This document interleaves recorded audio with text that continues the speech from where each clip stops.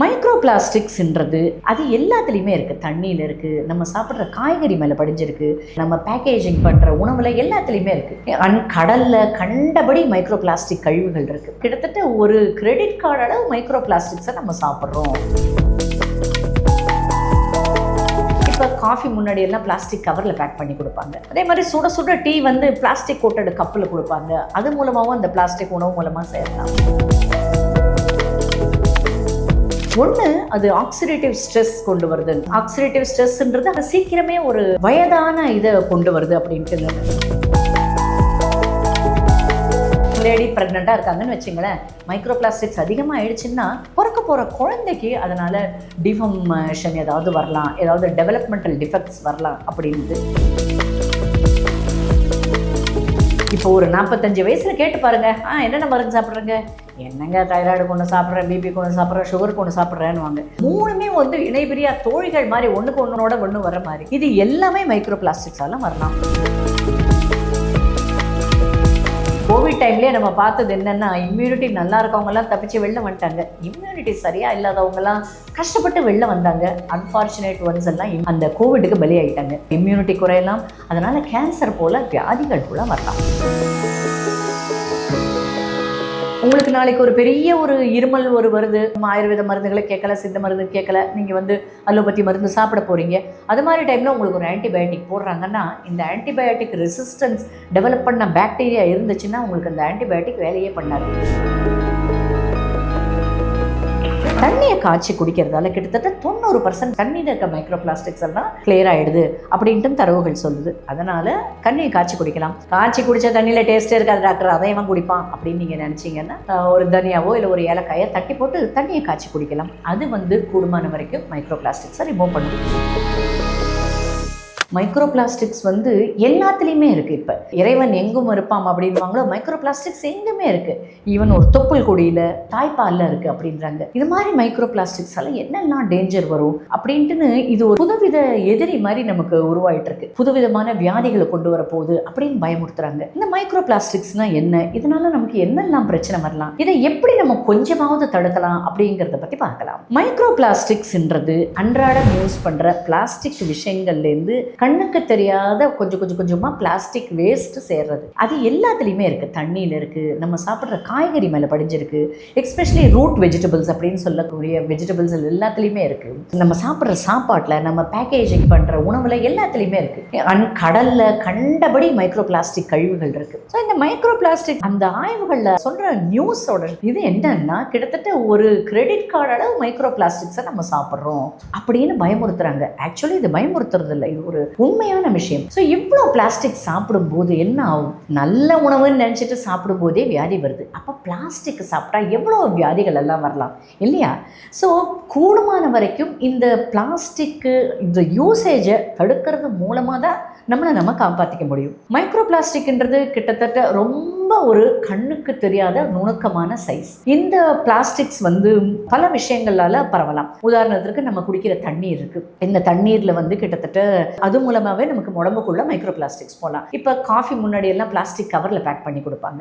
அதுவும் என்னன்னா single time usage plastic cover. அந்த சூடான பானம் இது பண்ணும்போது அதுல பிளாஸ்டிக் இருக்கலாம். அதே மாதிரி சுட சுட டீ வந்து பிளாஸ்டிக் கோட்டட் கப்பில் கொடுப்பாங்க. அது மூலமாகவும் அந்த பிளாஸ்டிக் உணவு மூலமா சேரலாம். ஸோ இது மாதிரி சேர்றதால 4 விதமான டேஞ்சர்ஸ் இருக்கு அப்படின்ட்டு சயின்டிஸ்ட் எல்லாம் சொல்றாங்க. இந்த 4 விதமான டேஞ்சர் என்னன்னா, ஒன்று, அது ஆக்சிடேட்டிவ் ஸ்ட்ரெஸ் கொண்டு வருது. ஆக்சிடேட்டிவ் ஸ்ட்ரெஸ்ன்றது அது சீக்கிரமே ஒரு வயதான இதை கொண்டு வருது அப்படின்ட்டு. உள்ளுறுப்புகளுக்கு வயது அதிகரிக்க செய்கிறது அப்படின்ட்டு. ஒரு 30 வயசுல ஒரு லிவர் எப்படி வேலை பண்ணும், 50 வயசுல எப்படி லிவர் வேலை பண்ணும்? ஒரு மனுஷனுக்கு குரோனாலஜிக்கலி என்ன ஏஜ் இருந்தாலும் இந்த மாதிரி மைக்ரோ பிளாஸ்டிக் அதிகமாக அந்த உள்ளுறுப்புகள் வந்து அந்த செயல் திறன் இழக்குது. ரெண்டாவது, அது டிஎன்ஏ லெவலில் டிஸ்டர்ப் பண்ணுது. லேடி ப்ரெக்னெண்ட்டாக இருக்காங்கன்னு வச்சுங்களேன், மைக்ரோ பிளாஸ்டிக்ஸ் அதிகமாக ஆயிடுச்சுன்னா பிறக்க போகிற குழந்தைக்கு அதனால் டிஃபார்மேஷன் ஏதாவது வரலாம், ஏதாவது டெவலப்மெண்டல் டிஃபெக்ட்ஸ் வரலாம் அப்படின்ட்டு. ரெண்டாவது, எண்டோக்ரைன் டிஸ்ரப்ஷன். அதாவது இந்த மைக்ரோ பிளாஸ்டிக்ஸில் வந்து தேலைட்ஸ் அது மாதிரியான கெமிக்கல்ஸ் உண்டு. அதிகமாக ஏதோ கொஞ்ச அளவு மைக்ரோ பிளாஸ்டிக் உடம்புல போகுது அப்படின்னு அதனால் பெரிய ப்ராப்ளம் வரப்போகிறது இல்லை. இதுவே அதிகமாக அது எண்டோக்ரைன் ஹார்மோன்ஸ், இந்த நாளமில்லா சுரப்பிகளின் ஹார்மோன்ஸை டிஸ்டர்ப் பண்ணும். அதனாலே இப்போ நீங்கள் பார்த்தீங்கன்னா தைராய்டு ப்ராப்ளம் வருது, இல்லை ஒவேரியன் ஹார்மோன்ஸ் ப்ராப்ளம் வருது ரொம்ப காமனாக இருக்குது. இப்போ ஒரு 45 வயசில் கேட்டு பாருங்கள், என்னென்ன மருந்து சாப்பிட்றேங்க, என்னங்க தைராய்டுக்கு ஒன்று சாப்பிட்றேன், பிபிக்கு ஒன்று சாப்பிட்றேன், சுகருக்கு ஒன்று சாப்பிட்றேன்னு வாங்க. மூணுமே வந்து இணைபிரியா தோழிகள் மாதிரி ஒன்றுக்கு ஒன்றோட ஒன்று வர மாதிரி. இது எல்லாமே மைக்ரோ பிளாஸ்டிக்ஸால வரலாம். மூணாவது, இது மாதிரியான மைக்ரோ பிளாஸ்டிக்ஸ் உடம்புல அதிகரிக்கும் போது அது உங்களுடைய இம்யூன் சிஸ்டத்தையே அஃபெக்ட் பண்ணும். இம்யூன் சிஸ்டம் குறையும் போது தான் எல்லா வித நோய்களும் வந்து உட்காந்துக்கும். கோவிட் டைம்லேயே நம்ம பார்த்தது என்னென்னா, இம்யூனிட்டி நல்லா இருக்கவங்கலாம் தப்பிச்சு வெளில வந்துட்டாங்க, இம்யூனிட்டி சரியாக இல்லாதவங்கலாம் கஷ்டப்பட்டு வெளில வந்தாங்க. அன்ஃபார்ச்சுனேட் ஒன்ஸ் எல்லாம் அந்த கோவிடுக்கு பலியாகிட்டாங்க. ஸோ இந்த மாதிரி அதிகமான மைக்ரோ பிளாஸ்டிக்ஸ் உங்கள் இம்யூனிட்டியை குறைக்குது. அதனால் நீங்கள் என்னதான் நல்லா சாப்பிட்றீங்க, நல்லா எக்ஸசைஸ் பண்ணுறீங்க, 8 மணி நேரம் தூங்குறீங்க, அப்படின்னாலும் சரியான ஒரு வகையில் உங்கள் உடம்புல மைக்ரோ பிளாஸ்டிக்ஸ் சேர்ந்துச்சுன்னா உங்களுக்கு இம்யூனிட்டி குறையலாம். அதனால் கேன்சர் போல் வியாதிகள் கூட வரலாம். 4வது ரொம்ப முக்கியமானது, ரொம்ப ஒரு பயமுறுத்தக்கூடியது என்னன்னா, இந்த மைக்ரோ பிளாஸ்டிக்ஸ் எல்லாமே இந்த பாக்டீரியா போன்ற இந்த நுண்ணுயிரி இருக்கும் இல்லையா, அதுக்கு ஒரு பயோஃபிலிம் மாதிரி செயல்படுது அப்படின்ட்டு. இந்த பாக்டீரியா ரெசிஸ்டன்ட் ஆயிடுது. பாக்டீரியா ரெசிஸ்டன்டானா என்ன ஆகும் டாக்டர், இதெல்லாம் ஒரு மேட்டரானா? இது நிஜமாவே ஒரு மேட்டர் தான். உங்களுக்கு நாளைக்கு ஒரு பெரிய ஒரு இருமல் ஒரு வருது, ஆயுர்வேத மருந்துகளை கேட்கல, சித்த மருந்து கேட்கல, நீங்க வந்து அலோபதி மருந்து சாப்பிட போறீங்க. அது மாதிரி டைம்ல உங்களுக்கு ஒரு ஆன்டிபயோட்டிக் போடுறாங்கன்னா, இந்த ஆன்டிபயோட்டிக் ரெசிஸ்டன்ஸ் டெவலப் பண்ண பாக்டீரியா இருந்துச்சுன்னா உங்களுக்கு அந்த ஆன்டிபயோட்டிக் வேலையே பண்ணாது. இது மாதிரி வந்துச்சுன்னா ஒரு விஷயத்தை யோசிச்சு பாருங்க, ஒரு உயிர் காக்க வேண்டிய வேலையில ஒரு ஆன்டிபயோட்டிக் உங்களுக்கு வேலை பண்ணலன்னா அது எவ்வளவு ஒரு சோகமான விஷயம் இல்லையா? ஸோ இது மாதிரி ஒரு 4 பக்கமுமே ஒரு பவர்ஃபுல் எனிமி மாதிரி நம்மளை தாக்கிறது தான் இந்த மைக்ரோ பிளாஸ்டிக்ஸ். சரி, இதை பற்றி எல்லாம் சொல்லி பயமுறுத்துறீங்க, இது இருந்து எப்படி தான் காப்பாற்றிக்கிறது அப்படின்னா, இதுக்கு இப்போ தான் ஆராய்ச்சியெல்லாம் கண்டுபிடிச்சிட்டு இருக்காங்க எப்படியெல்லாம் இதுலேருந்து காப்பாற்றிக்கலான்னு. ஆனால் சின்ன சின்ன விஷயங்கள் ஃபாலோ பண்ணலாம். நம்பர் 1, நீங்கள் குடிக்கிற தண்ணியை வந்து நல்லா காய்ச்சி குடிக்கலாம். தண்ணியை காய்ச்சி குடிக்கிறதால கிட்டத்தட்ட 90% தண்ணியில் இருக்க மைக்ரோ பிளாஸ்டிக்ஸ் எல்லாம் கிளியர் ஆகிடுது அப்படின்ட்டு தரவுகள் சொல்லுது. அதனால் தண்ணியை காய்ச்சி குடிக்கலாம். சில பேர் என்ன சொல்கிறாங்கன்னா, எங்கள் வீட்டில் ஆர்ஓ வாட்டர் தானே, ஆர்ஓ வாட்டர் வந்து மைக்ரோ பிளாஸ்டிக்ஸ் ஃபில்டர் பண்ணுமான்னாங்க. ஒரு பக்கம் ஆராய்ச்சி வந்து மைக்ரோ பிளாஸ்டிக்ஸ் வந்து இந்த ரிவர்ஸ் ஆஸ்மோசிஸ் மெம்பரேன் மூலமாக ஃபில்டர் ஆகும், ஸோ ஆர்ஓ வாட்டர் சேஃப்ன்றாங்க. ஒரு பக்கம் வந்து பிளாஸ்டிக் மெம்பரேன்ஸ் இருக்குது, அதுவே புதுசாக பிளாஸ்டிக்கை தண்ணியில் இன்ட்ரடியூஸ் பண்ணலான்றாங்க.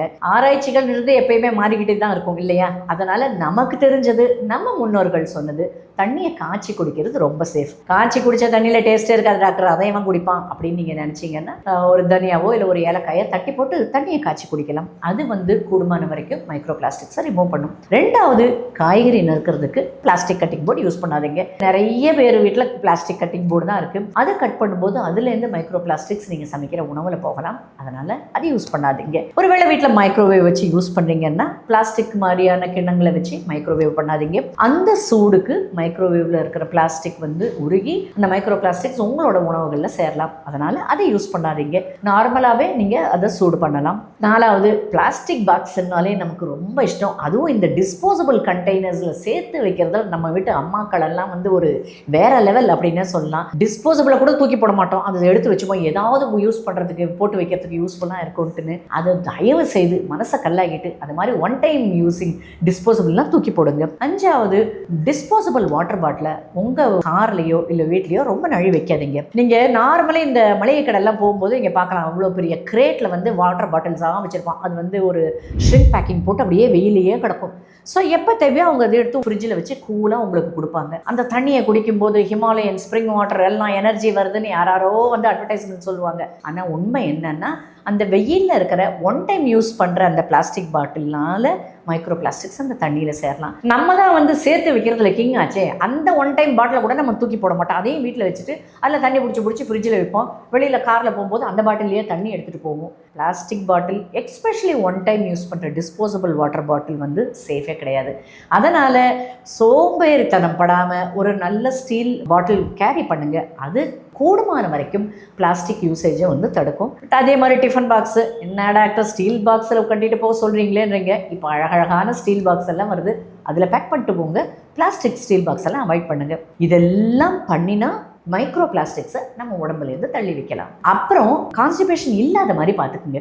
ஏன்னா உடம்புல இருக்கிற அன்னனே இருக்கிற கழிவுகள் வெளியில் போயிருச்சுன்னா அது ஒரு வகையில் வந்து உடம்புக்கு ஒரு ஃப்ரெஷ்னஸை தரும். அன்றன்றைய பிளாஸ்டிக் கழிவுகள் வெளியில் போயிடுற மாதிரி. அதனால் உங்கள் உணவில் நல்ல கீரை வகைகள் சேர்த்துக்கிறது, நிறைய காய்கறிகள் சேர்த்துக்கிறது, நல்ல தண்ணீர் குடிக்கிறது, ஒரு நாளைக்கு ஒரு 5000-6000 ஸ்டெப் மாதிரி நடக்கிறது, இது மாதிரிலாம் பண்ணிட்டு வந்தீங்கன்னா மெட்டபாலிசம் கரெக்டாக இருக்கிற பட்சத்தில், இம்யூனிட்டி நல்லா இருக்கிற பட்சத்தில் நீங்கள் மைக்ரோ பிளாஸ்டிக்ஸ் பிளாஸ்டிக்ஸ் எடுத்து நீங்கள் போராடலாம். ஆனால் இதில் ஒரு பயமான விஷயமும் இருக்குங்க.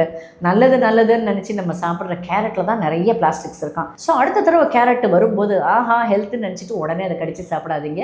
நல்லா கழுவிட்டு தோல் எடுத்துட்டு அப்புறமா சாப்பிடுங்க. இதெல்லாம் ஃபாலோ பண்ணிட்டு வந்தால் உங்கள் ஆரோக்கியம் உங்கள் கையில். இந்த பிளாஸ்டிக்ஸ் எல்லாம் தவிர்க்கணும் அப்படின்ட்டு தான் நம்ம கவர்மெண்ட்டே பிளாஸ்டிக் பேக்ஸ் எல்லாம் தடை பண்ணாங்க. அதனால் நிறைய பாதிப்புகள் வரும் அப்படின்ற அறியாமையினால எல்லாருமே பிளாஸ்டிக்ஸை யூஸ் பண்ணுறாங்க. ஒன்றும் இல்லைங்க, கையேந்தி பவனில் நீங்கள் இப்போ போய் சாப்பிட்றீங்க, ஓகே, ஒரு அருமையான ஒரு சாம்பார் இருக்குது, ஒரு சட்னி இருக்குது, இல்லை ஒரு ஹோட்டலில் போய் வாங்குறீங்கன்னா அது கூட உங்கள் முன்னாடி எல்லாம் பிளாஸ்டிக் கவரில் கட்டி கொடுத்துட்டு இருந்தாங்க. அந்த சூடான உணவு ஒரு பிளாஸ்டிக் கவரில் கட்டும்போது அதோட பாதிப்புகள் இன்னும் ஜாஸ்தி. ஸோ எங்கேயாவது ஹோட்டலுக்கு போய் பேக் பண்ணிட்டு வரீங்க அப்படின்னா, முன்னாடிலாம் நம்ம முன்னோர்கள் ரொம்ப அறிவாக பண்ணிட்டு இருந்தாங்க. அழகாக ஸ்டீல் பாக்ஸை போய் ஒரு சம்பளத்தில் சாம்பார் வாங்கிட்டு வருவாங்க. அதெல்லாம் கூச்சப்படாமல் பண்ணிட்டு இருந்த வரைக்கும் அவங்க ஹெல்த் நல்லா தான் இருந்தது. என்னைக்கு நம்ம மாடர்னைசேஷன்ன்ற பேரில் பிளாஸ்டிக்கை கொண்டு வந்தோமோ அப்பயே அதோட பாதிப்புகள் ஜாஸ்தி ஆயிடுச்சு. இப்போ நம்ம ஓகே ஸ்டீல் பாக்ஸை கொண்டு போய் இதில் பேக் பண்ணி கொடுங்கன்றது கேட்குறது நல்லது தான், எத்தனை பேர் பண்ணுவாங்கன்னு தெரியல. ஆனால் அதே டைமில் ஒருவேளை நீங்கள் ஹோட்டல்லேருந்து பேக் பண்ணிட்டு வர்ற உணவுகள் பிளாஸ்டிக் பாக்ஸ்லேயோ இல்லை பிளாஸ்டிக் கவர்லேயோ இருந்துச்சுன்னா அதுலேயே பயன்படுத்தாமல் அதை சீக்கிரமாகவே அதை டிஸ்கார்ட் பண்ணிவிடுங்க. ஏன்னா பிளாஸ்டிக்கை டிஸ்கார்ட் பண்ணுறதால நமக்கு குறைஞ்சி போகிறது ஏதோ சில 100களோ சில 1000களோ தான். ஆனால் பிளாஸ்டிக்கால் வர்ற வியாதிகளை நம்ம சமாளிக்கிறதுக்கு அதுக்கு போராடுறதுக்கு நமக்கு லட்சங்களில் செலவாகும். அதனால் உங்கள் ஆரோக்கியத்துக்கு மேலே கொஞ்சம் அக்கறையோடவே இருக்குது.